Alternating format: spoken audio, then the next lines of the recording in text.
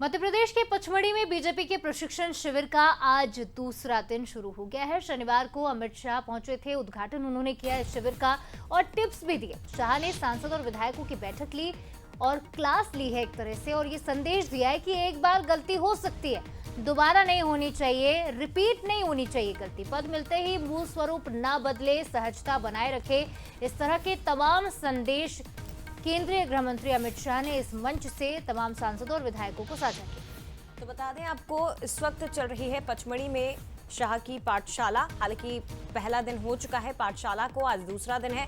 सांसदों विधायकों की क्लास लगातार 3 दिन रहेगी। आज दूसरा दिन सुबह योगासन के साथ शुरुआत हुई। सहजता बनाए रखें, अनुशासन में रहें, हम जहां हैं, अटल आडवाणी की ये तपस्या का फल है। यानी कि जनसंघ से जिस पार्टी की शुरुआत हुई वो आज देश की दुनिया की सबसे बड़ी पॉलिटिकल पार्टी है और इसके पीछे हजारों कार्यकर्ताओं की तपस्या है।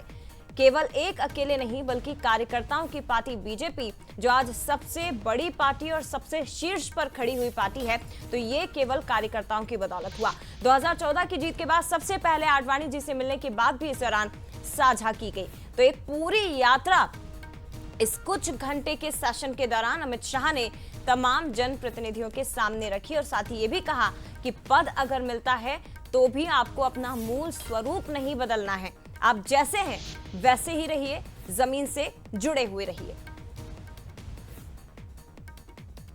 तो पचमढ़ी में ये पाठशाला चल रही है, 3 दिन की पाठशाला, जहां सीएम डॉक्टर मोहन यादव सहित तमाम मंत्री, तमाम विधायक पहुंचे हैं और साफ तौर पर संदेश दिया गया। इस पाठशाला में कई तरह के सेशन चल रहे हैं, प्रैक्टिकल सेशंस हैं और जनसंघ से लेकर बीजेपी तक का सफर भी साझा किया गया। चलिए सीधे रुक करते हैं, एग्जीक्यूटिव एडिटर मनोज सैनी जी हमारे साथ इस वक्त जुड़ गए हैं। मनोज जी, तमाम जितने भी जनप्रतिनिधि, विधायकों, सांसदों को हमने सुना, सब एक ही बात कहते नजर आ रहे हैं कि बीजेपी में शिविर लगना कोई नई बात नहीं है, लेकिन कुछ घंटे के सेशन के दौरान अमित शाह ने अनुशासन भी सिखाया। पद मिलने के बाद एक जनप्रतिनिधि का व्यवहार जनता के साथ कैसे होना चाहिए वो भी सिखाया और एक पूरी यात्रा तमाम सांसदों, विधायकों के सामने रखी कि आज हम जहां पर खड़े हैं वो बेहद आसान सफर नहीं था। कहां से शुरुआत हुई और कहां पर आज हम पहुंचे हैं, तो इसको बनाए रखना बहुत जरूरी है। देखिए जया, भारतीय जनता पार्टी का संघर्ष तो बहुत बड़ा रहा। आपको याद होगा जब 2 सिर्फ सांसद पहली बार चुनकर पहुंचे थे लोकसभा में, लेकिन आज हम देखते हैं तीसरी बार भारतीय जनता पार्टी की सरकार है। जाहिर है संघर्ष इतना बड़ा रहा है तो बातें तो उसकी होंगी, लेकिन संघर्ष के बीच में जब पद मिलते हैं, जब कुर्सियां मिलती है, सांसद बनते हैं, विधायक बनते हैं, मैं तो देख रहा हूं यहाँ दिन भर से जो लोग नीचे रहा करते थे वो बड़ी बड़ी गाड़ियों में, आलीशान गाड़ियों में यहाँ पहुंचते हैं, उतरते हैं। तो ये सम्मान मिला कहां से? ये सम्मान इसलिए मिला क्योंकि भारतीय जनता पार्टी ने आपको टिकट दिया, आप विधायक सांसद बन गए। और इसीलिए अमित शाह ये कहते नजर आए हैं कि मिट्टी जम गई। मिट्टी का मतलब यह है कि ऐसा ना हो कि सांसद विधायक उसके रंग में रंग जाए, मिट्टी में जम जाए और वो सब चीजें जो आप जिस मिट्टी से निकले थे उस मिट्टी को भूल जाएं। तो एक तरह से बड़ी नसीहत है। उसके अलावा उन्होंने पूरा अपना जो रास्ता बताया कि जनसंघ से लेकर बीजेपी ने कैसा अपना सफर तय किया। आडवाणी के पास जब पहली बार पहुंचे तो वो खुशी से लवरेज हो गए। लवरेज इसलिए हो गए कि 2014 में पूर्ण बहुमत की सरकार भारतीय जनता पार्टी के मोदी के नेतृत्व में बनी और आडवाणी, अटल, कुशाभाऊ ठाकरे, ये सब वो लोग थे जिन्होंने पार्टी को खड़ा किया। तो बहुत बड़ी नसीहत दी है। इस बीच में बयानों को लेकर भी बीजेपी कई बार मुश्किल में पड़ती है।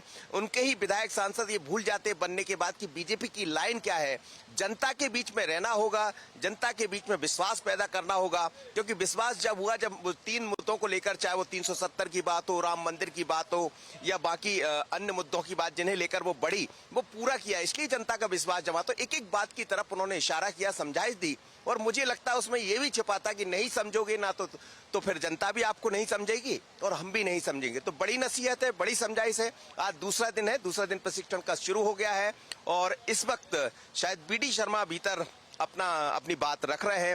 विनोद तावड़े भी आज पहुंचना है, सीआर पाटिल का अभी थोड़ी देर में भाषण होना है, उनका उद्बोधन होना है और उसके बाद बीएल संतोष का आज सबसे महत्वपूर्ण संबोधन रहेगा, जिसमें वो बात अपनी रखने वाले हैं कि आपको कैसे आगे बढ़ना है। पद वर्षों की तपस्या का फल है। जनता ने यहाँ तक पहुंचाया तो जनता के बीच रहना बहुत जरूरी है, और अगर जनता से दूरी बनाई तो जनता आपको खुद से दूर कर देगी। ये एक सिंगल लाइन का जो मैसेज था वो केंद्रीय गृह मंत्री अमित शाह की ओर से पहले दिन के सेशन में दिया गया है। फिलहाल बहुत धन्यवाद आपका मनोज जी तमाम जानकारी के लिए। तो देखिए, केंद्रीय गृह मंत्री अमित शाह का दौरा हुआ, उद्घाटन उन्होंने किया, और जो सीख दी उसके बाद मंत्री और विधायकों का क्या रिएक्शन सामने आए वो भी हम आपको सुनवाते हैं। शासन में सबको रहना ही चाहिए, और ये तो प्रशिक्षण वर्ग है, यहाँ तो कुछ सीखने ही आए, तो सीखने की तो कोई उम्र होती नहीं है, इसलिए निरंतर सीखना चाहिए। ये बहुत अच्छा प्रयास है। स्वयं के निजी जीवन में भी यदि दैनंदिन कर्म में भी आपने अनुशासन का पालन नहीं किया तो आप अपने हाथ से अपना स्वास्थ्य खो देंगे। बाकी सब भी उसी लाइन पर चलती हैं। अनुशासन में रहें और सभ्यता के दायरे में बात करें और सबसे मिलकर रहें, सभी को साथ में लेकर चलें। बातचीत करने का भी मतलब थोड़ा संयम बरतें। सत्र बहुत अच्छे थे, सभी है उसमें, अनुशासन भी है, ज्ञान भी है, ध्यान भी है, सभी है। भारतीय जनता पार्टी के इस प्रकार के प्रशिक्षण वर्ग लगते रहते हैं समय समय पर, और हमारा सौभाग्य है कि मध्य प्रदेश के सभी विधायकों और सांसदों को अमित शाह जी जैसे प्रबुद्ध व्यक्ति के प्रशिक्षण का हमको अनुभव मिल रहा है, लाभ मिल रहा है। सभी विधायकों का स्वभाव अच्छा होना चाहिए, नेता अच्छा होना चाहिए, पार्टी का काम आगे बढ़ाना चाहिए, संगठन का काम आगे बढ़ाना चाहिए। और अनुशासनहीनता का मामला पचमढ़ी से सामने आया है। दरअसल प्रशिक्षण शिविर में ही अनुशासन टूटा है। एएसपी और एसआई बताए जा रहे हैं, एएसपी और एसआई के बीच जमकर बहस हो गई। एक तरफ अनुशासन का पाठ पढ़ाकर केंद्रीय गृह मंत्री अमित शाह जनप्रतिनिधि को पहुंचे, लेकिन इसी दौरान वहां मौजूद एसआई और एएसपी आमने सामने हो गए। तो देखिए, बिना कैब पहुंचे एसआई को एएसपी ने हिदायत दी, और हिदायत देने पर सब इंस्पेक्टर जमकर भड़क गए। तैनात पुलिसकर्मियों ने दोनों को अलग किया, बड़ी मुश्किल से इन दोनों के बीच की बहस को शांत कराया पुलिस विभाग की छवि पर। लेकिन अब इस घटना के बाद से कई सवाल उठ रहे हैं। मामला उच्च अधिकारियों तक पहुंचा है, अब देखना होगा कि आगे क्या कुछ एक्शन लिए जाते हैं। बना है वो अनुशासन के लिए ही बना है, जिसमें कैप लगाकर वरिष्ठ अधिकारी के सामने पहुंचना है, आपको अपनी बातें रखना है। लेकिन एक सब इंस्पेक्टर कैप लगाकर नहीं आता है, समझाइश दी जाती तो लड़ने बैठ जाता। सर, कितना बदल गया अनुशासन? में देख रहा था आपसे भी बात करने बैठ गए, वो कैप लगाया हुआ नहीं। अभी आपने देखा जैसे, अब मुझको तो 30 साल इस नौकरी में हो गया है। मैं भी सब इंस्पेक्टर से शुरू हुआ था और अब एडिशनल एसपी हुआ।